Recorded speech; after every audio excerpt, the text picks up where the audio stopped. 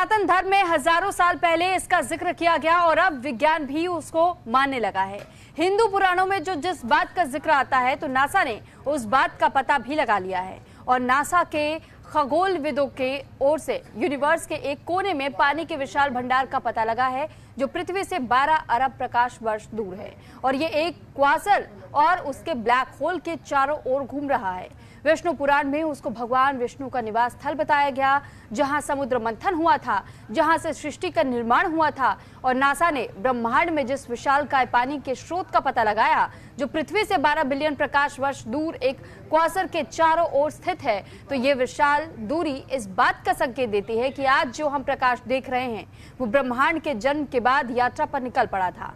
अंतरिक्ष के दूसरे कोने में मिले इस जल भंडार का आकार इतना बड़ा है कि इसमें पृथ्वी के सभी महासागरों के कुल पानी में 140 ट्रिलियन गुना अधिक पानी होने का अनुमान लगाया जाता है।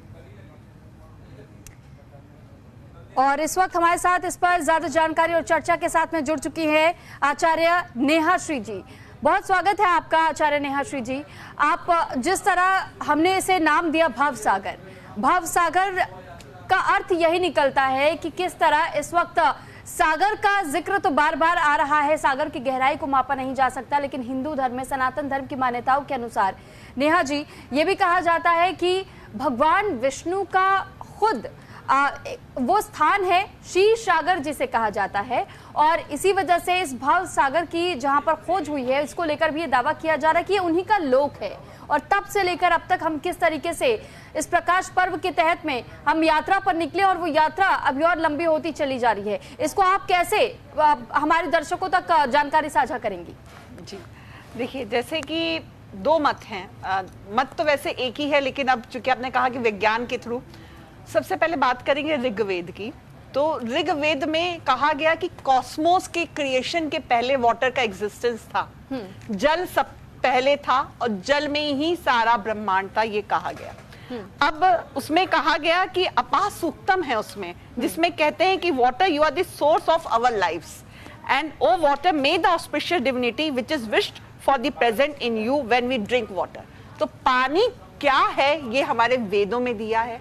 वेद में ये भी बता दिया गया कि जो ये हमारे तो एक सौर मंडल, कई हजार सौर मंडल, कई जो गैलेक्सीज हैं वो सब पानी में तैर रही हैं, जल में, समंदर में। तो ये एक भव सागर, ये एक हमारे आध्यात्मिक जगत की घटना ये है कि हम कहते हैं कि जन्म और मृत्यु से मुक्त होना, भव सागर के पार जाना। अब बात करते हैं विष्णु जी की।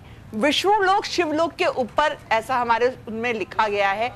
क्षीर सागर क्या है? क्षीर मतलब दूध, मिल्क, वो क्या रिप्रेजेंट करता है? प्योरिटी को। और यही क्षीर सागर में मंथन हुआ और 14 चीजें निकली। तो वहां से विष्णु जी का वहां वास है। क्षीर सागर मैं आपको बता दूं, वैकुंठ धाम में हम कहते हैं कि क्षीर सागर है, ना कि मतलब कि क्षीर सागर में वैकुंठ धाम है। तो वैकुंठ धाम में क्षीर सागर है, विष्णु लोक में। तो वहां से ये चीजें निकल कर आती हैं और विष्णु और हमारे, अगर हम इसको कनेक्ट करें आज के उससे, त्रेता युग से, द्वापर युग से, तो कृष्ण जी की जो द्वारिका थी वो भी समंदर में विलीन हो गई। कहाँ है आज? मोदी जी ने भी वहां जाकर जो है प्रणाम किया।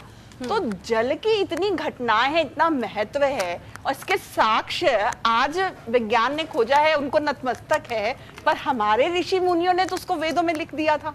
और देखिए, हमारी जो एक एक कोशिका है, जो सेल्स है, तो उसमें क्या है? साइटोप्लाज्म है, उसमें क्या है? माइटोकॉन्ड्रिया है, शक्ति है, पानी में ही वो तैर रहा है। तो जो चीज बाहर मौजूद है वो चीज अपने शरीर के अंदर है। हमारा शरीर 70% पानी से बना है, तो पानी को कैसे नकार सकते हैं जब सब कुछ जल में है और उसके पार्टिकल्स हर जगह वाष्प रूप में, कहीं क्लाउड में, हम हर जगह देख रहे हैं। तो ये चीजें अपने आप में पहले थी, आज विज्ञान को उसका पहली सीढ़ी चढ़े हैं, उनको नमन है। और अभी इसमें बहुत सारी चीजें मिलेंगी। लेकिन साथ ही ये भी समझना बहुत जरूरी हो जाता है कि इसे वैकुंठ धाम के साथ नाम दिया गया है और ये वैकुंठ धाम हम सिर्फ ये कहते हैं कि विष्णु लोक, यानी जहां भगवान विष्णु का वास हो।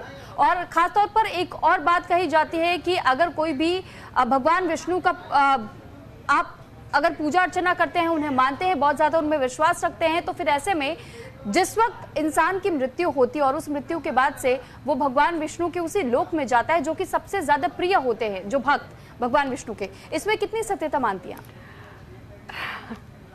सत्यता की बात नहीं है, बात है साक्ष्यों की भी। और बात है विश्वास की।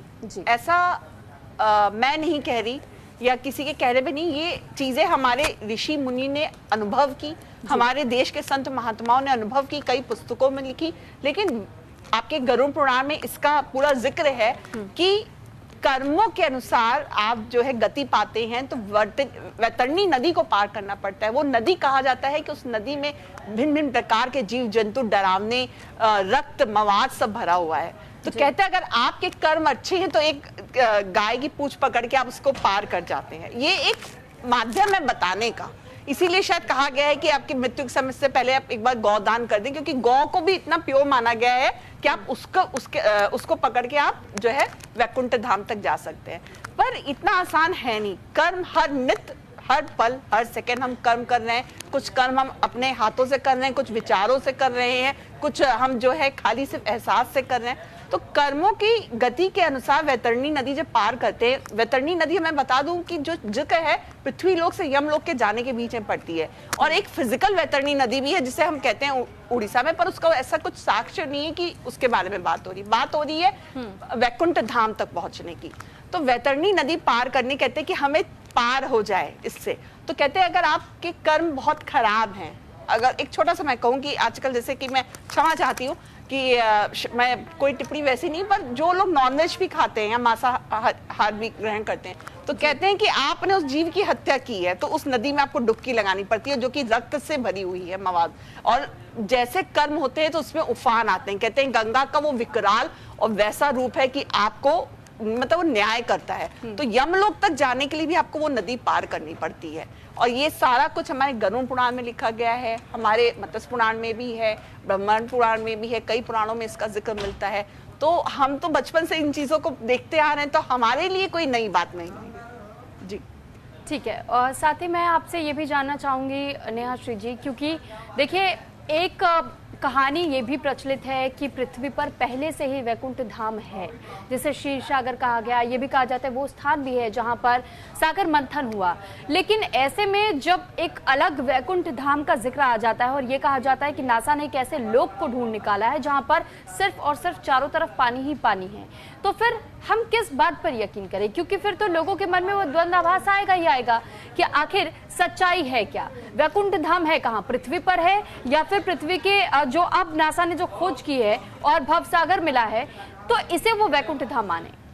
देखिए एक चीज ये क्लियर कर दें कि जो वैकुंठ धाम, जो पृथ्वी के ऊपर 7 लोक हैं और पृथ्वी के नीचे 7 लोक हैं, तो 14 लोक इस तरह से हैं।